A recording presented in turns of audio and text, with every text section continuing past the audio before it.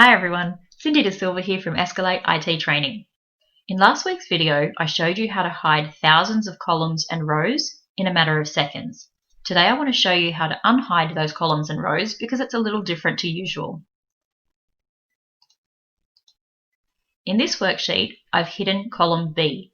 Now normally when we unhide columns, we select the column to the left and to the right of the hidden columns, right-click, and unhide. In last week's worksheet, it makes it a little difficult to do that because we can't see the column to the right of the hidden columns because it's hidden as well. So what we need to do is select the column to the left of the hidden columns and just drag a little to the right. Right-click, unhide, and it comes back. We can do the same thing for the rows, so I'll select row 13, drag down a little, right-click, and unhide. Done! This is Micro Mondays. I'll see you next week.